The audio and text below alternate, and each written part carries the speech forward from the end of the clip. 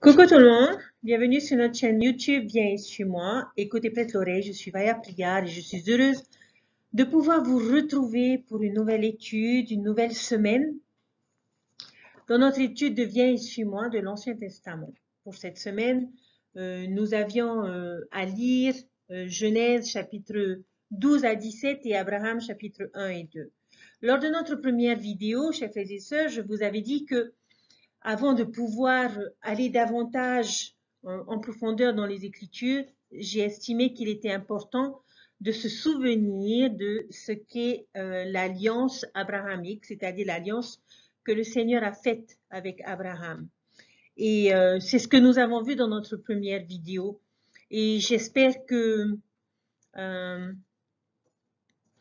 vous avez pu, à travers votre lecture, à travers votre étude personnelle, que vous avez pu approfondir votre connaissance concernant cette alliance qui se retrouve de droit sur chacun d'entre nous, spécialement si nous sommes membres de l'Église de Jésus-Christ des Saints des derniers jours.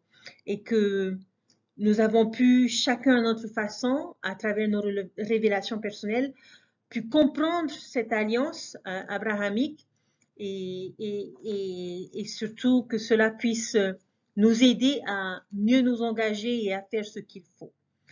Aujourd'hui, dans notre vidéo, chers frères et sœurs, j'aimerais que l'on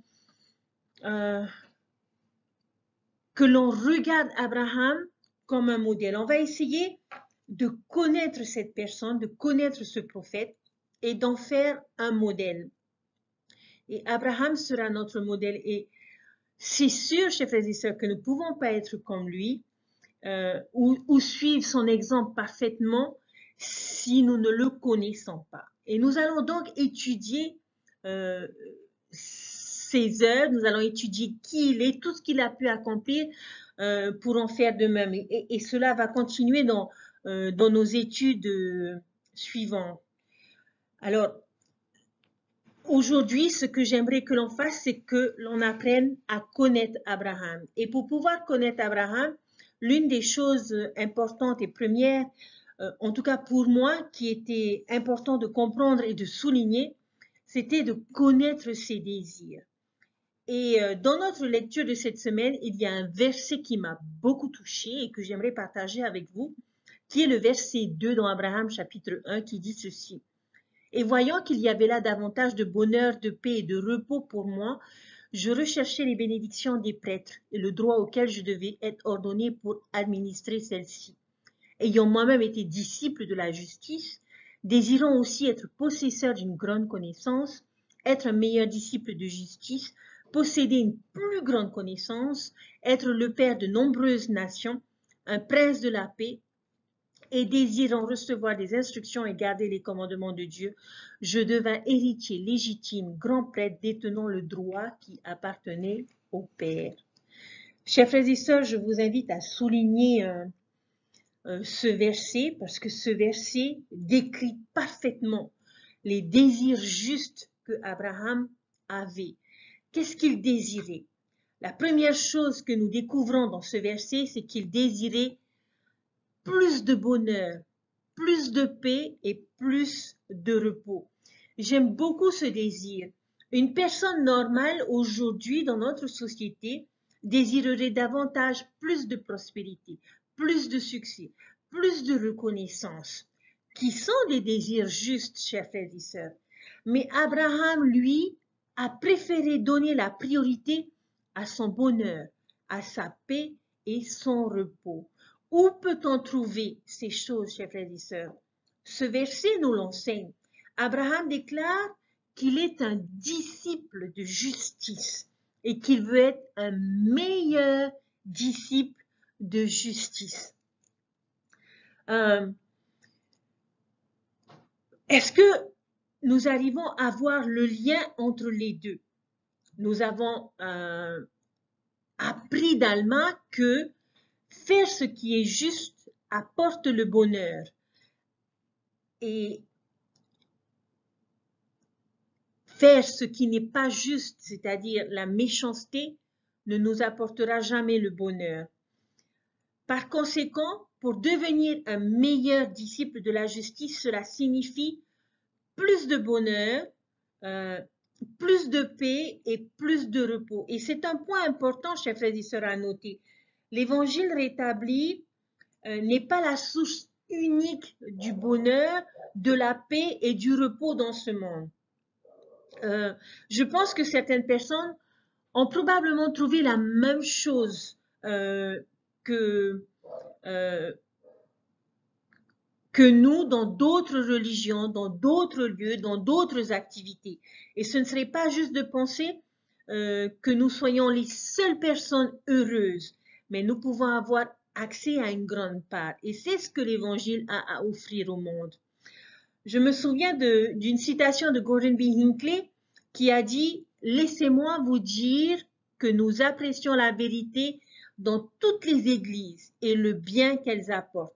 Nous disons aux personnes, venez et apportez avec vous tout le bien que vous avez avec vous et laissez-nous voir ce que nous pouvons apporter de plus. » C'est l'esprit de cette œuvre, c'est l'esprit de notre service missionnaire, chers frères et sœurs.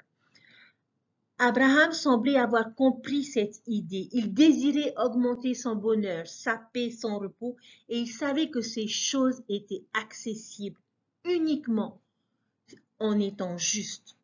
Ensuite, il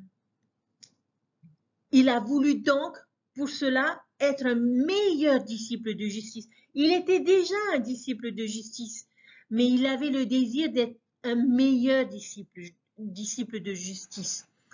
Il a recherché les bénédictions de ses pères et le droit d'être ordonné et d'administrer la prêtrise. Il désirait être ordonné à l'office de la prêtrise. Chers frères et sœurs, j'aimerais particulièrement m'adresser à nos frères. Qu'en est-il de nos jeunes gens? Qu'en est-il de nos détenteurs de la prêtrise? Ont-ils ce même désir? Que ressentent-ils à l'idée d'être ordonnés à un office de la prêtrise? Est-ce un désir profond ou le sont-ils parce qu'ils sont supposés l'être? Quel désir, quel autre désir il avait? Il voulait être quelqu'un qui a une grande connaissance.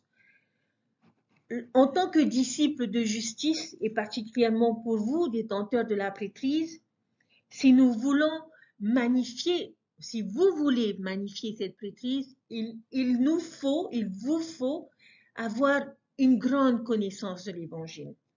Le week-end passé, j'ai eu une longue conversation avec mon époux qui a beaucoup tendance à se reposer sur mes connaissances, sur ce que j'ai appris et que j'aime beaucoup partager avec lui. Mais je l'ai encouragé, spécialement en tant que détenteur de la prêtrise de Melchizedek, de faire ce qu'il faut pour pouvoir être sur le bon canal avec le Seigneur, de manière à pouvoir recevoir les révélations qu'un détenteur de la prêtrise doit avoir dans sa vie. Et pour cela, chers frères et sœurs, je l'ai encouragé à davantage lire les Écritures, à davantage lire les messages de nos prophètes, ce qui fera qu'il aura une plus grande connaissance. Et c'est ce que voulait Abraham. Il avait déjà cette connaissance. Il le dit dans le verset 2, mais il était désireux d'être possesseur d'une grande connaissance. Il dit un peu plus loin de posséder une plus grande connaissance. En tant que détenteur de la prêtrise, vous avez la responsabilité, et même nous les sœurs, et même vous les jeunes, nous avons la responsabilité de pouvoir augmenter notre connaissance de l'Évangile, augmenter notre connaissance de la doctrine du Christ. Parce que c'est ce que le Seigneur attend de chacun d'entre nous. Et nous avons besoin d'avoir une meilleure connaissance, une plus grande connaissance de cet évangile. Et nous devons avoir le désir d'en apprendre davantage et de faire de notre mieux. Et pour cela, nous devons lire les Écritures. Nos dirigeants ont été inspirés en mettant en place le programme Viens et suis-moi pour nous aider à mieux comprendre la doctrine du Christ, pour nous aider à mieux étudier les Écritures de manière à pouvoir retirer tous les bienfaits spirituels que l'on peut obtenir dans notre étude, viens suis-moi, dans notre étude des Écritures. S'il y a bien une tentation subtile de l'adversaire que l'on retrouve assez souvent, est celle de conforter les disciples du Christ à faire le strict minimum, comme par exemple quelqu'un qui dirait « qu'est-ce que je dois faire ?» au lieu de « qu'est-ce que je peux faire ?» ou je veux bien, mais pas trop » ou sinon « je peux le faire, mais ne me demande pas trop parce que tu sais, j'ai ma famille, j'ai mes enfants, j'ai mon travail, donc attention à ce que tu me demandes. » Chers frères et sœurs, cette attitude n'était pas celle d'Abraham et ne devrait pas être la nôtre. Nous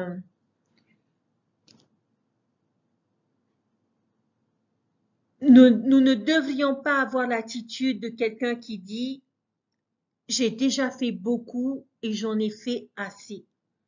Mais nous devrions avoir l'attitude de « j'ai fait beaucoup, mais je veux faire plus ». Je veux une plus grande connaissance. Je veux être un meilleur disciple de justice. Je veux magnifier mon appel. Abraham avait le désir d'être le père de toutes les nations. Et la société nous montre l'opposé de tous ces désirs. Nous voyons aujourd'hui qu'il y a des relations sexuelles en dehors du lien de mariage. Nous voyons des avortements, nous voyons des parents qui n'assument plus leurs responsabilités en tant que parents.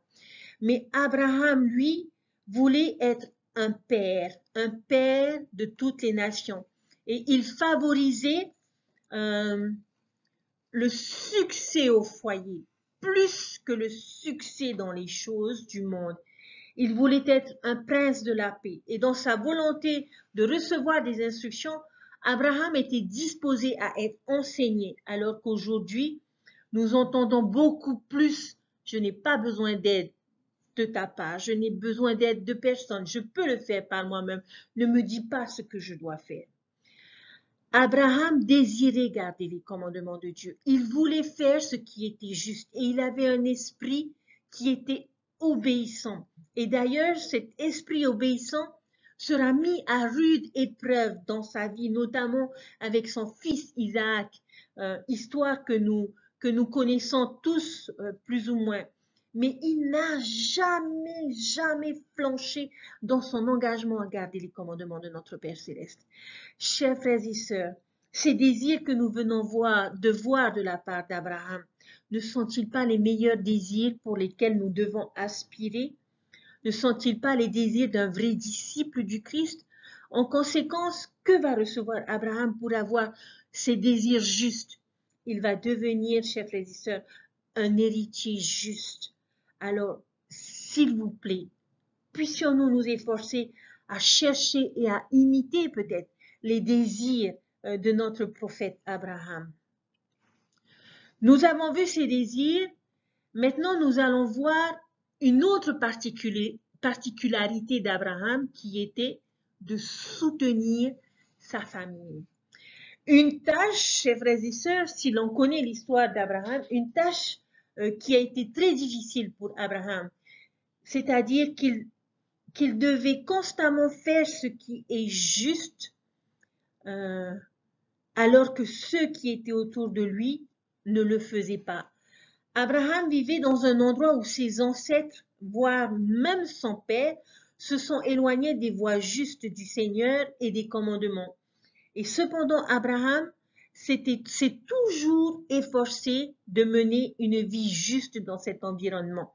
C'est généralement les parents qui montrent l'exemple aux enfants, les parents qui enseignent et qui les guident sur les chemins de la justice. Mais ici, dans l'expérience d'Abraham, c'était tout le contraire. Abraham a été celui qui a été un exemple pour son père Téra. Son père adorait des idoles comme la plupart des personnes qui faisaient partie de ce peuple. Et il adorait des idoles. Mais Abraham n'a jamais abandonné son père. Il lui a toujours montré l'exemple. Il s'est toujours efforcé de mener une vie juste selon les lois de Dieu. Et aujourd'hui, lorsque nous regardons autour de nous, nous trouvons également des jeunes qui restent fidèles à l'Évangile alors que leurs parents se sont égarés. Et des jeunes se trouvent dans cette situation et j'ai personnellement beaucoup d'admiration et de respect pour ces jeunes et pour ces enfants qui restent fidèles dans l'Évangile alors que ceux qui devraient être un exemple pour eux ne le sont pas. Et lorsque l'on voit leur foi profonde, parce qu'il faut le dire, pour trouver la force et le courage de venir à l'église alors que ses parents ne peuvent pas, ne veulent pas, c'est même pas ne peuvent pas, ne veulent pas venir à l'église, ne veulent pas faire l'effort. Ces enfants qui n'ont pas d'exemple dans leur foyer. Et je suis triste et en même temps, je me réjouis pour ces personnes tristes parce que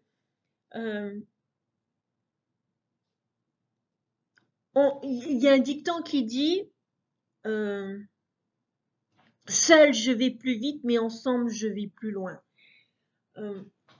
Ces enfants qui n'ont pas ce soutien qu'ils devraient avoir dans leur vie, je dirais, sont des jeunes remarquables pour avoir su garder leur témoignage, leur conviction et leur désir de servir le Seigneur, comme ce fut le cas pour Abraham. Personnellement, chers frères et sœurs, je suis reconnaissante pour l'exemple de mes parents qui ne sont pas toujours parfaits, mais qui ont toujours eu un fort témoignage de cet évangile et qui s'assurent que nous entendions ce témoignage régulièrement. Mais il y a des personnes qui marchent seules sur le chemin malgré leurs parents et ces personnes peuvent être considérées comme des Abraham. Et ne cherchez pas à être juste seul, mais il cherchait aussi à aider les membres de sa famille à en faire autant, et cela portera ses fruits. Lorsque l'on regarde dans Abraham au chapitre 2, et particulièrement dans le verset 4, lorsqu'il quitte le pays dur en Chaldée pour aller au pays de Canaan, Abraham prend Lot, le fils de son frère, sa femme, et Sarah et sa femme, et son père le suivit également dans le pays que nous appellerons Canaan.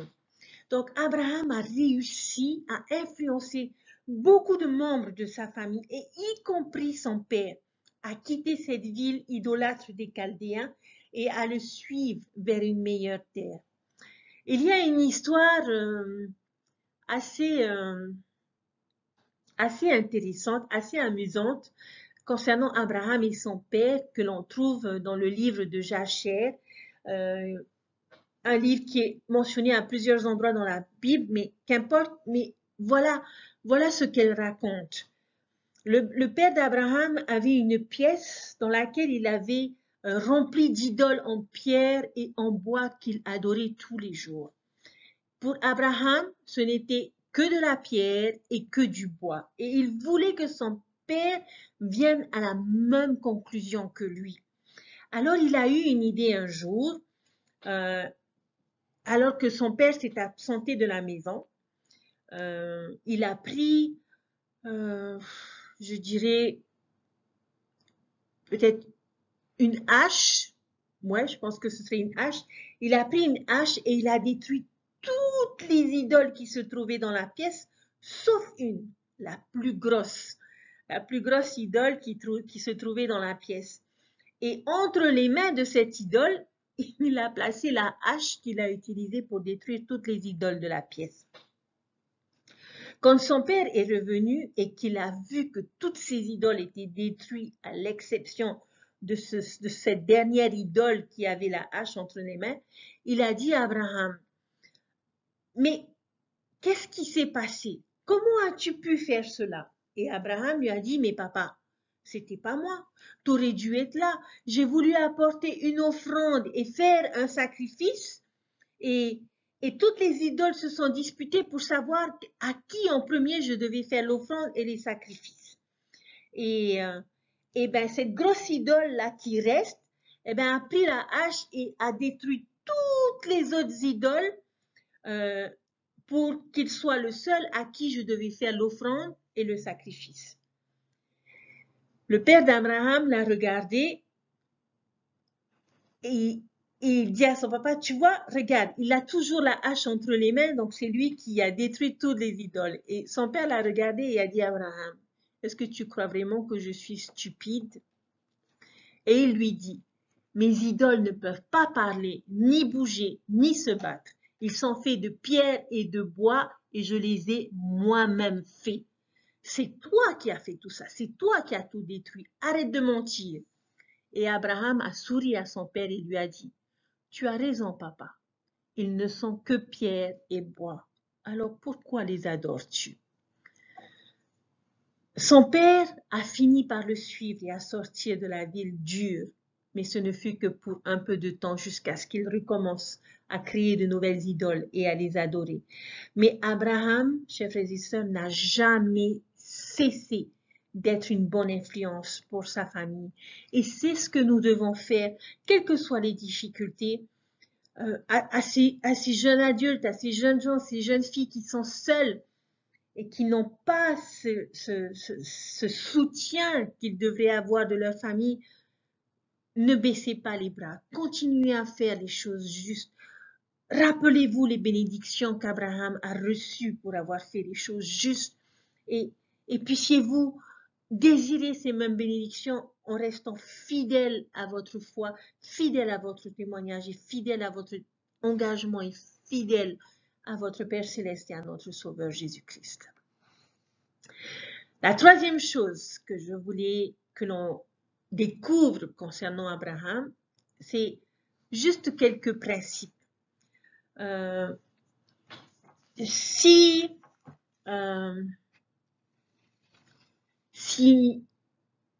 on lit dans Abraham chapitre 2, à partir du verset 12, verset 13, verset 15 et 16, nous apprenons que Abraham avait quelques principes et il cherchait les faveurs de Dieu. Il s'efforçait de toujours écouter sa voix. Il s'efforçait de sauver des âmes. Il se rapprochait du Sauveur. Abraham a dit que l'éternité était son abri, son roc et son salut. Et c'est ce que nous trouvons dans le verset 16 de Abraham chapitre 2, un verset que j'aime beaucoup. L'éternité était donc notre abri, notre roc et notre salut, tandis que nous voyagions de Charan par le chemin de Jershon pour aller au pays de Canaan. Ces adjectifs qu'il a utilisés comme mon abri, mon roc, mon salut, sont les mêmes titres, chers frères et sœurs, qui sont donnés à notre Sauveur Jésus-Christ. C'est une façon de dire qu'il a mis le Sauveur en priorité dans sa vie. Jésus était son abri, Jésus était son roc et Jésus était son salut. Et enfin, dans le verset 18, on apprend qu'il offrit un sacrifice et invoqua le Seigneur avec dévotion. Pourquoi le fait-il? Parce qu'il était déjà entré dans le pays de cette nation idolâtre. Il entrait dans un monde cananéen et il avait besoin de plus de force et de la diligence pour pouvoir rester juste. Le sacrifice et la prière, chers frères et sœurs, comme ce fut le cas pour Abraham, ce sera le cas également pour nous, nous aidera à rester juste dans ce monde qui est de plus en plus rempli d'idoles. Un autre aspect concernant Abraham, il était un pacificateur. Le chapitre 13 dans Genèse, des versets 5 et 6, nous dit qu'Abraham et Lot vivaient au même endroit et qu'ils ont commencé à avoir un problème. La terre ne pouvait pas les avoir tous les deux. Il n'y avait pas assez de place pour leurs deux troupeaux, pour leurs tentes, pour leurs bergers, et cela a engendré un conflit entre les deux hommes et leurs bergers. Et lorsque nous allons dans Genèse chapitre 13 et que nous voyons l'histoire dans les versets, à partir du verset 5, Regardons ensemble, s'il vous plaît, chers frères et sœurs, comment est-ce que Abraham va gérer cette situation. Verset 8, Abraham dit à Lot, qu'il n'y ait point, je te prie, de dispute entre moi et toi, ni entre mes bergers et les bergers, car nous sommes frères. Tout le pays n'est-il pas devant toi? Sépare-toi donc de moi. Tu vas à gauche, j'irai à droite. Tu vas à droite, j'irai à gauche. Lorsque l'on regarde la manière dont il a géré cette situation, est-ce qu'il a cherché à avoir son avantage dans la situation? Je pense, chers frères et sœurs, et particulièrement nos détenteurs de la prêtrise, nous devrions apprendre de cette expérience à gérer des conflits. Ici, il a dit à Lot, s'il te plaît, qu'il n'y ait pas de dispute entre toi et moi, ni entre tes bergers et mes bergers. Il a essayé d'apaiser le conflit et lui a dit, nous sommes frères. Pour lui, leur relation était plus importante que la terre et ses ressources. Chers frères et sœurs, les personnes sont plus importantes que les choses de ce monde. Abraham a dit à Lot, regarde, tout le pays est devant toi. Le pays n'a-t-il pas assez de place pour toi et moi? Bien souvent, nous avons des conflits parce que nous voyons les ressources et comme étant quelque chose de limité. Mais Abraham, lui, dans cet épisode, avait une mentalité d'abondance. Il y a suffisamment pour que toi et moi soyons heureux. C'était le message qu'il essayait de faire passer à Lot. Alors pourquoi nous disputer? Et quelle solution va-t-il donner? Il va lui dire, séparons-nous. Si tu vas à gauche, eh bien moi je vais aller à droite.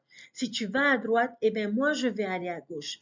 L'on peut trouver un bon compromis. Je te laisse le choix. Voilà une bonne façon, chers frères et sœurs, de pouvoir aborder un conflit, donner à l'autre le bénéfice du choix. Et c'est ce que Philote et Abraham prit l'autre direction. Et voilà comment il nous faut être un pacificateur. Chers frères et sœurs, les disputes ne doivent pas avoir lieu parmi nous, et particulièrement parmi les membres de l'Église, parmi les dirigeants. La paix est plus importante, chers frères et sœurs, que le gain personnel ou l'orgueil. Suivons l'exemple d'Abraham et soyons des pacificateurs, s'il vous plaît. Un autre aspect concernant Abraham et qui m'a d'abord laissé un peu perplexe et j'ai cherché et j'ai voulu essayer de comprendre.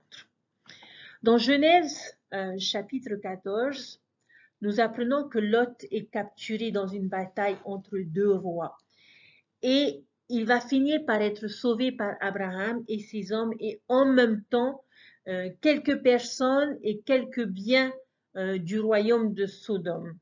Les deux rois vont approcher Abraham. Il y a le roi de Salem qui est Melchizedek et le roi de Sodome. Et tous deux ont applaudi la bravoure d'Abraham et ont souhaité lui offrir quelque chose. Lorsque nous lisons dans le chapitre 14 de Genèse, nous découvrons que Melchizedek, qui était un grand prêtre, a choisi d'offrir à Abraham du pain et du vin et une bénédiction. Abraham a accepté l'offrande et la bénédiction et s'est engagé et a donné sa dîme à Melchizedek sur tout ce qu'il possédait. Mais le roi de Sodome, lui a dit, donne-moi les personnes que tu as sauvées et tu peux garder le reste. Tous les trésors que tu as eus sont à toi. Mais j'aimerais vous lire quelle a été la réponse d'Abraham pour que vous compreniez mon titre, pas un fil ni un cordon de soulier. Dans les versets 22 et 23, il dit ceci. Abraham répondit au roi de Sodome, je lève la main vers l'Éternel, le Dieu très haut, maître du ciel et de la terre. Je ne prendrai rien de tout ce qui est à toi, pas même un fil, ni un cordon de soulier, afin que tu ne dises pas, j'ai enrichi Abraham. Rien pour moi. Quelle attitude, chers frères et sœurs. Comment pouvons-nous appliquer cette expérience à nous? Chers frères et sœurs, dans notre vie, nous avons aussi deux rois. Nous avons le roi de Sion et nous avons le roi de Babylone. Et tous deux ont des choses et des trésors à nous offrir. L'un va nous offrir le salut, la paix, le bonheur et le repos. L'autre va nous offrir l'argent, le plaisir et le pouvoir. Comment devrions-nous réagir face à ces deux rois? J'espère sincèrement, chers frères et sœurs, que nous suivrons l'exemple d'Abraham. Accepter les bénédictions du roi de Sion et ne pas prendre même un fil ou un cordon de soulier du roi de Babylone. Nous ne devrions accepter aucune chose de lui. Que représenterait un fil de Sodome, chers frères et sœurs? C'est tout ce qui compromettrait tous nos principes. Ce sont des petits mensonges, ce sont des petites tricheries. C'est juste un peu de violence dans un film, mais c'est juste un film, c'est pas grave. Ou ce peut être un langage que l'on utilise. Oh, tout le monde parle comme ça, c'est normal. Chers frères et sœurs, faisons attention à ces petits fils et ces petits cordons de souliers dans notre vie. Et comme Abraham l'a exprimé, je ne prendrai rien de tout ce qui est à toi. Refusons-les dans notre vie. Chers frères et sœurs, il y a encore beaucoup de choses que nous allons continuer à apprendre concernant Abraham à travers ses différentes expériences. Mais j'espère vous avoir permis d'avoir un petit aperçu de ce prophète, de ce grand prophète. Lorsque l'on regarde dans le livre d'Abraham, il y a une image que l'on voit dans le livre, qui est celle-ci, que nous n'avons pas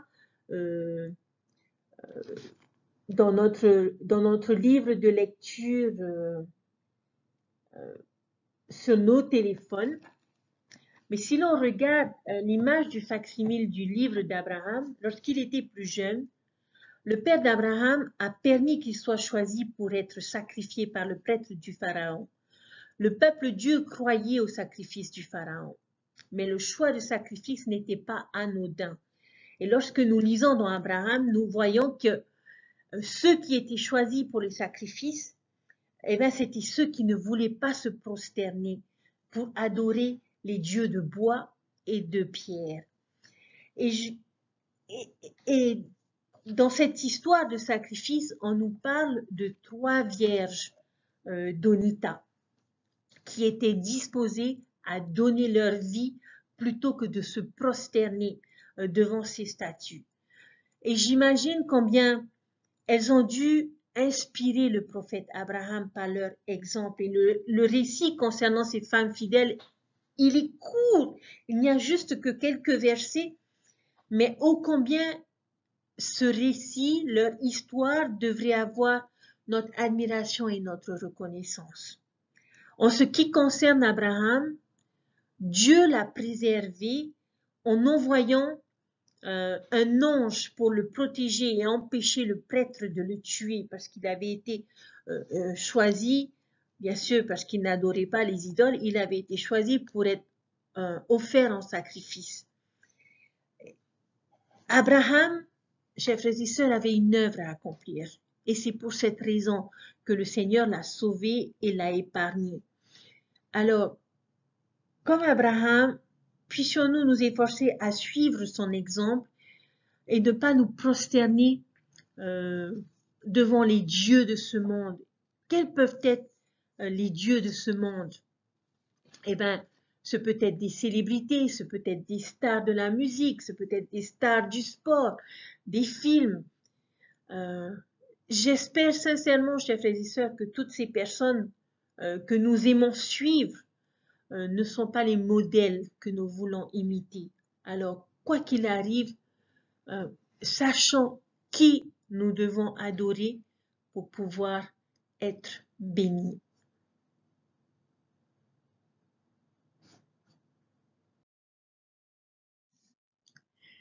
Chers frères et sœurs, c'est sur ces choses que je vais finir mon étude d'aujourd'hui. Et j'espère que vous arriverez par vous-même à augmenter votre connaissance avec le prophète Abraham. Je vous invite à demander au Seigneur de vous aider à comprendre ce prophète, à comprendre sa vie, à comprendre ses expériences et surtout à vous en inspirer. Nous avons découvert aujourd'hui les désirs justes qu'il avait. Nous avons découvert ce qu'il s'efforçait de faire chaque jour, d'être un pacificateur, d'être juste, de soutenir sa famille.